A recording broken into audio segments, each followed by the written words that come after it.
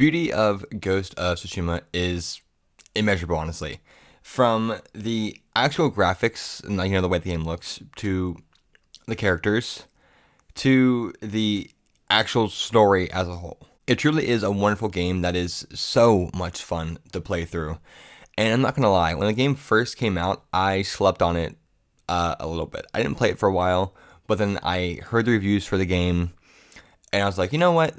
If everyone's giving this game really good scores, it has to mean something. And goddamn, were they right. As I have said before in my previous videos, I've only platinumed 7 games in my video game journey, and I am very proud to say that Ghost of Tsushima is one of the games that I have platinumed. Like, I bought it, and then 2 weeks later, it was done, boom, over with. It was literally like the only game I played in that 2-week span, I swear. But Ghost of Tsushima was made by a studio called Sucker Punch, and if you haven't heard of them, they made games like Sly Cooper and Infamous, which I think we can both agree are really good game series. Solid, very solid. After their last Infamous game though, they took a little bit of a break, and they decided to step it up a lot. And then we got Ghost of Tsushima. Whoa. Did you know that 98% of you guys are not subscribed? 98%. That's a fucking wild number. So go down, make sure and click subscribe, because you don't want to miss out on any new videos, do you? Sorry, back to the regularly scheduled program. I would say damn near everything in this game is perfect. From the visuals to the story and the actual characters like Jin, and the gameplay and how the soundtrack fits in with all of that. And the best part is it's a PlayStation exclusive. That's just a joke. Please don't kill me. Seriously though, these are some the best graphics I think I have ever seen in a game, and the attention to detail they have with it is just absurd. When you're running through a field and Jin leans over to brush his hand through the flowers and the grass, or when you're running down a road and leaves are falling and they're casting a shadow on the ground as you're going, or the different types of blood splatter that happen when you kill enemies that will cover the ground or whatever area you're fighting them in. The game is just so beautiful, and it's wild to think that they were able to do this on the PS4. And moving into PS5 was a great, just fantastic thing for the game. It did so much with the graphics. Then the soundtrack to fit in with all of this paired perfectly for the feudal Japan setting. It added so much to the exploration, when you're roaming around and it's very just calm, or it'll kick up when needed to in tense scenes, or it can try to bring out some tears as well in those little heartfelt scenes. Sucker Punch added a mode to this game that I think a lot of people really loved, and it was just another thing to add to the visuals, which is a Kurosawa mode.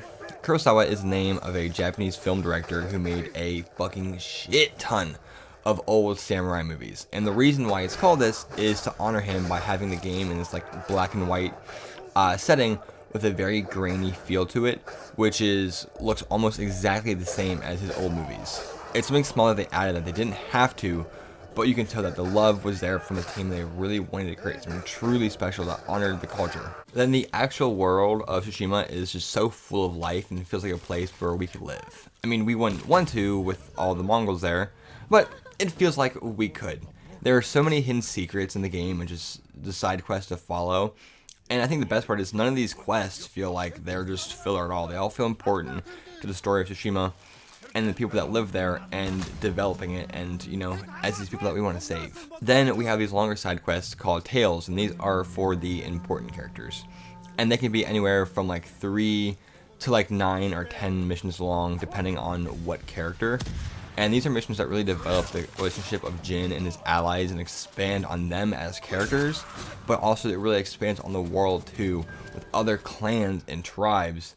These are my favorite side quests, because you will really feel connected to these characters, and they will also appear in the main story as well, so you'll see them very often. They also have larger scale side quests, which are called Mythic Tales, which are large scale missions that are extremely rare. So rare that there's only 7 of them in the game.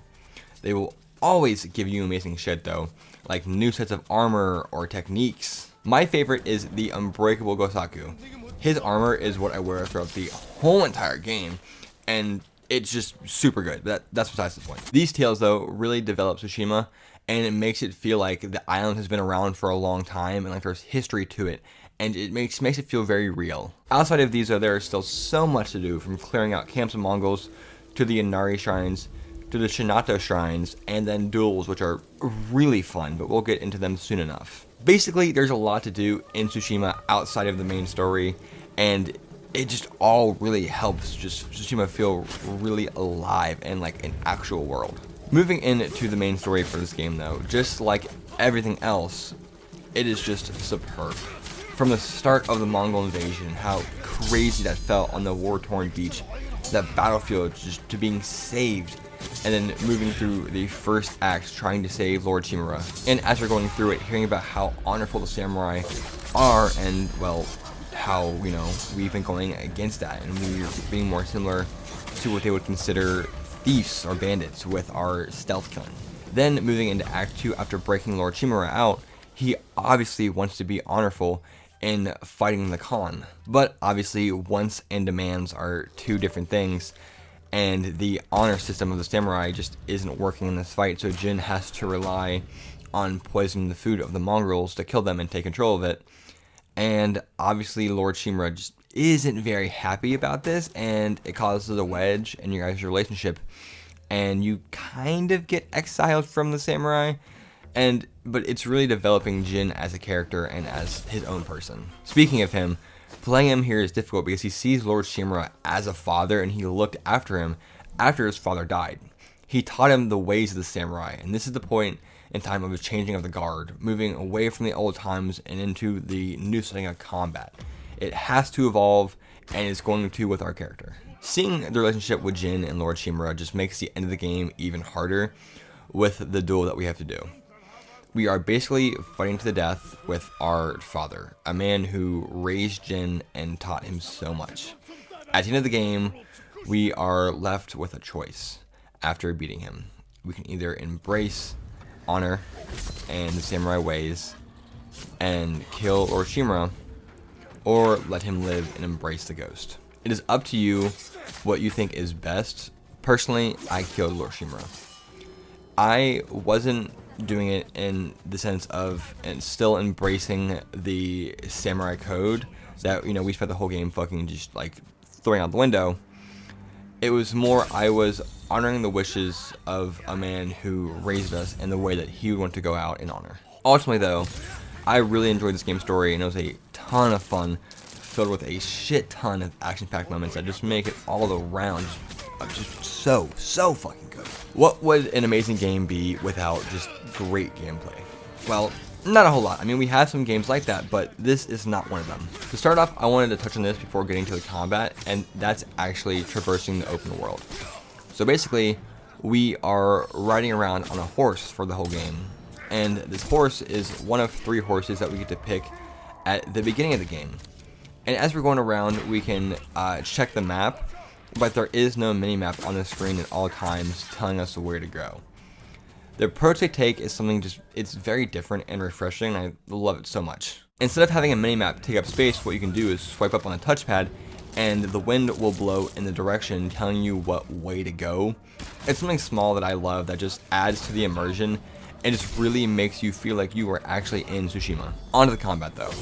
I want to start by saying that there is no locking on to enemies here.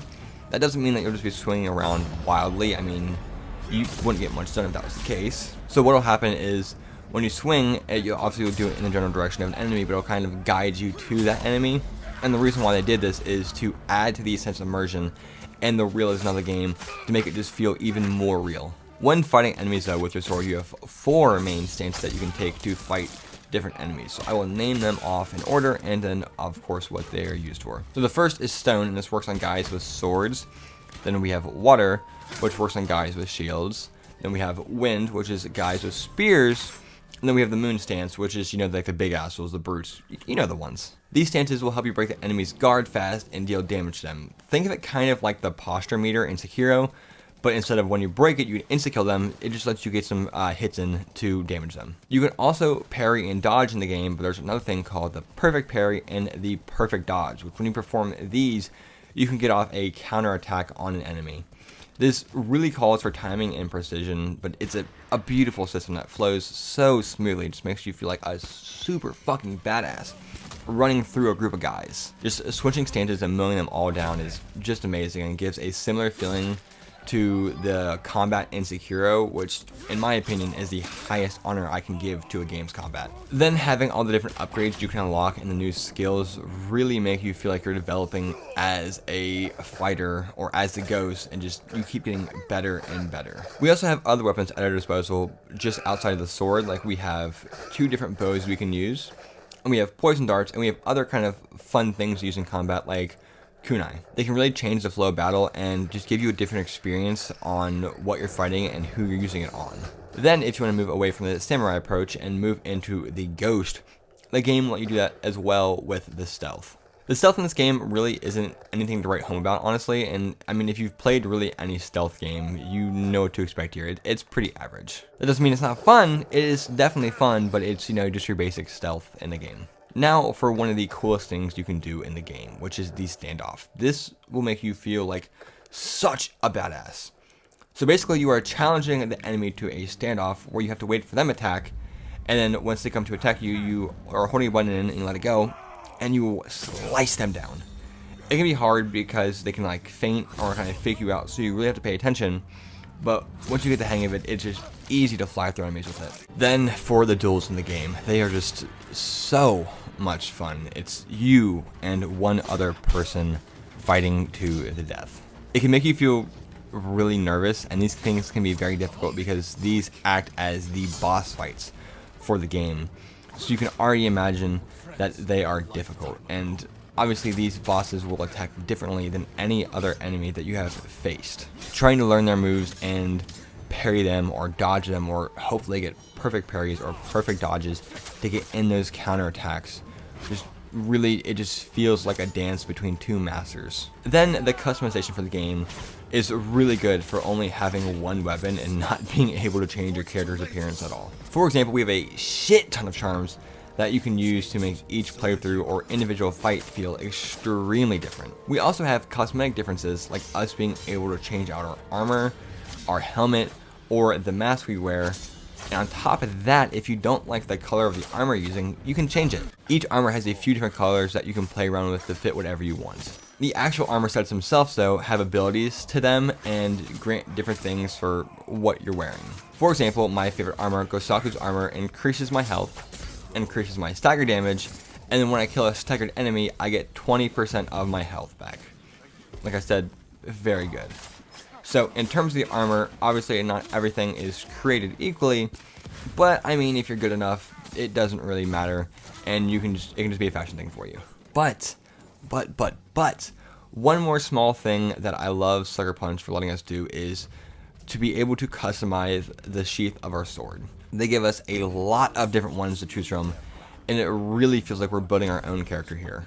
After doing all of this though, and after beating the game, we can move on to the DLC, which is Iki Island. This game counts as a long side quest and adds in a whole new area to the game. So with that, there's new things to do and explore.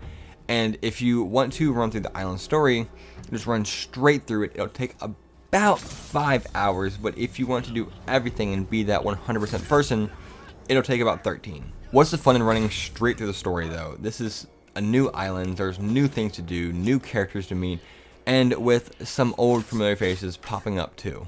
Also, another plus, the island is absolutely fucking gorgeous. Like, I didn't think they'd be able to top Tsushima, but they somehow did with this place. It also holds a lot of story weight with Jin, because we really don't get to hear much about his father or what happened with his death, and this time we will dive straight into that. With us playing as Jin, trying to fight the new threat, but also moving on with the death of a loved one, being able to accept the fact that they are gone and there's nothing that we can do about that except moving on and moving forward to the future for them and for ourselves. It was a very fun DLC.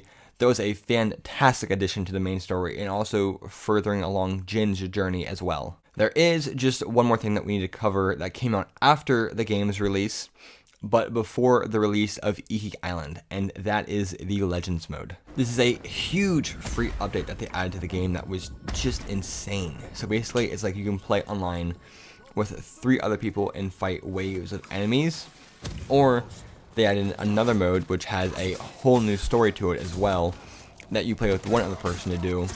Then the final one are these raids that are just massive fucking action battles with 3 other people that have story implications in them as well. With these missions though, you can get gear for one of your 4 characters, and the 4 characters that we can play as are the Hunter, the Ronin, the Assassin, and the Samurai. Each of them have their own techniques and special abilities. There's so much to explore with this mode, there's so much to do to it, and it's really fun. It can be extremely hard, so if you're looking for a challenge to play with your friends, give it a try. Honestly, the Legends mode could have its own video for how extensive it is, so you should just try it out, because I only just scratched the surface of this. At the end of the day, Ghost of Tsushima is a love letter to fans of the samurai culture or samurai movies. It's just so beautiful, and there's so many things to do and so many little things to discover in the game. The combat is extremely smooth. It lets you jump between stealth and like fighting with your sword, and it feels like you're watching an anime play out before your eyes. This game is truly great and it has earned its spot as one of the best games ever, and personally I think it should have won Game of the Year when it came out. Please though, if you have not played this game, I cannot recommend it any higher. So just go out and play it and enjoy the ride, because it's a fucking good one. I really hope you guys enjoyed the video, and if you did, please go down and leave a like. Comment what you thought about the video. Did you like this game? Did you hate this game? Let me know. And make sure to hit that big red subscribe button and turn it gray, because if you don't, I will stick you in the world of Tsushima with all the Mongols there with no help from the ghost. And I don't think you want that. I don't think you do. You don't want that shit. It's all jokes though. No, it's not. No, it's not. I hope that you, yes, you right there, have a fucking tastic day. And of course, guys, like always, deuces.